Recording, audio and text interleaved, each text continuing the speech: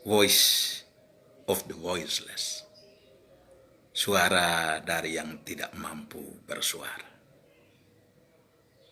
Sobat Dumai yang saya banggai, 1-2 hari belakangan ini, Nian Tanah dihebohkan dengan berita-berita yang sangat menarik, yaitu terkait dengan sanksi adat yang dikenal dengan istilah ngerang rebu gahu, toe rebu gahu, yang artinya memegang besi yang sedang membara, memegang besi panas. Maka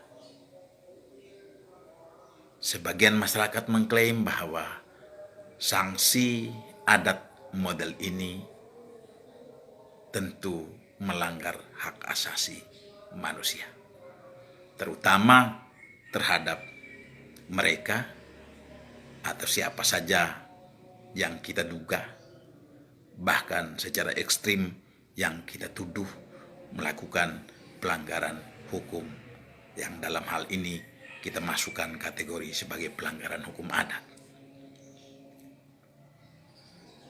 Tapi sebelum kita melangkah lebih jauh untuk menganalisis apakah tindakan atau sanksi model ini jelas melanggar HAM, maka ada pertanyaan yang mendasar. Saya ingin memantik perdebatan di antara kita adalah, apakah kita masih punya adat? Ini pertanyaan ekstrim. Dan saya hanya butuh jawaban yang sifatnya introspeksi diri. Merefleksikan kembali, apakah kita masih punya adat? Pertanyaan ekstrim ini saya mengakomodasi dari beberapa pertanyaan ikutan. Yaitu pertanyaan pertama adalah, apakah kita punya atau di nian tanah kita masih eksis, masih ada, dan masih diakui lembaga-lembaga masyarakat adat? Pertanyaan kedua, siapa yang masuk dalam komunitas masyarakat adat itu? Berikutnya, di mana wilayah hukum masyarakat adat?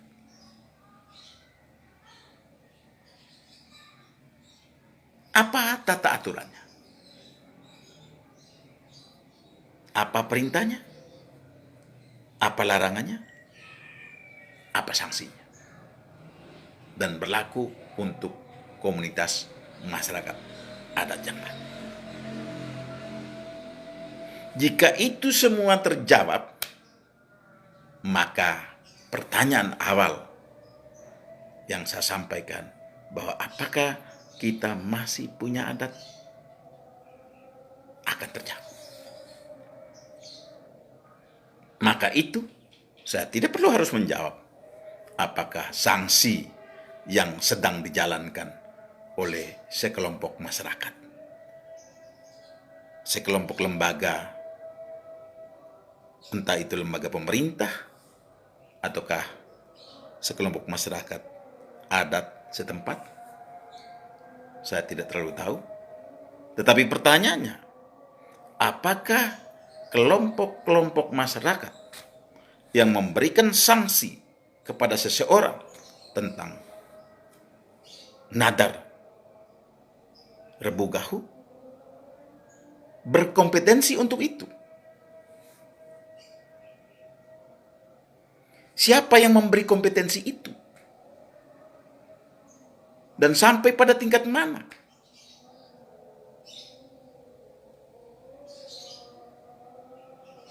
Dan bagaimana tindakan-tindakan selanjutnya.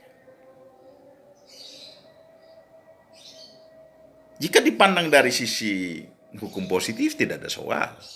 Semuanya diatur dengan jelas.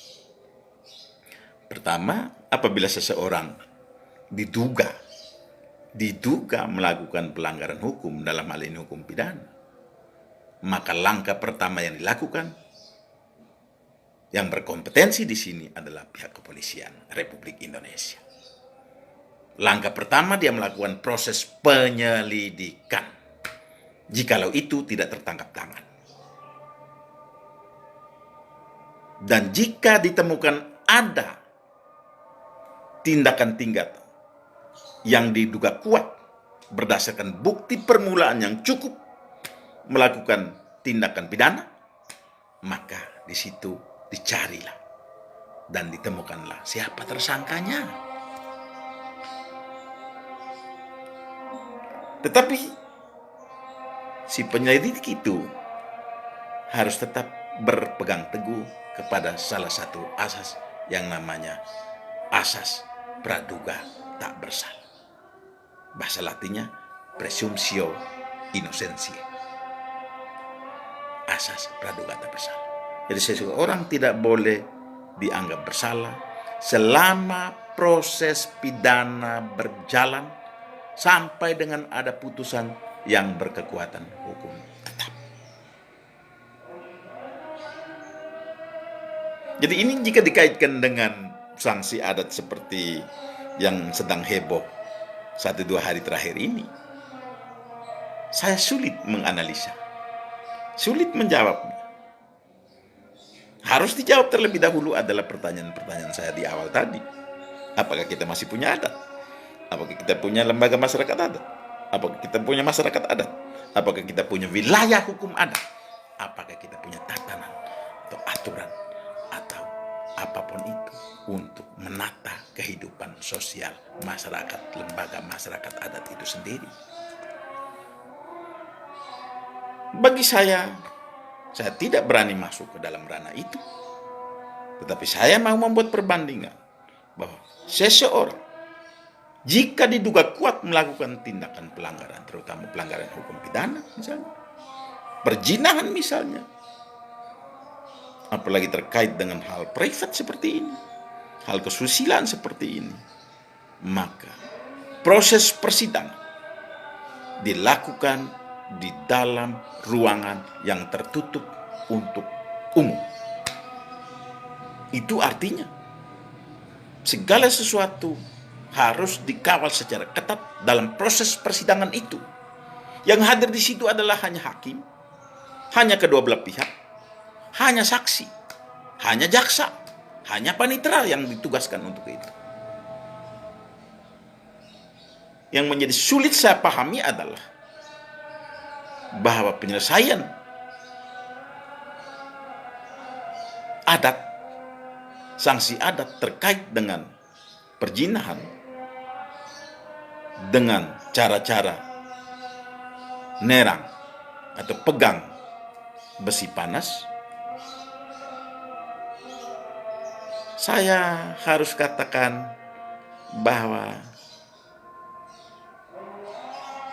kita harus lebih berhati-hati.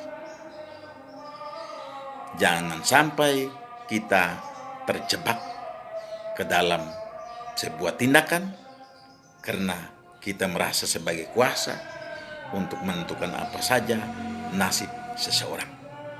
Dan bisa saja kita salah.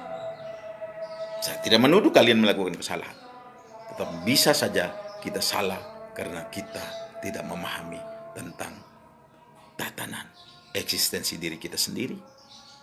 Bagaimana saya harus tertib berpikir, tertib bertutur, dan tertib bertindak atas eksistensi diri saya sendiri. Untuk sementara, sekian dan terima kasih.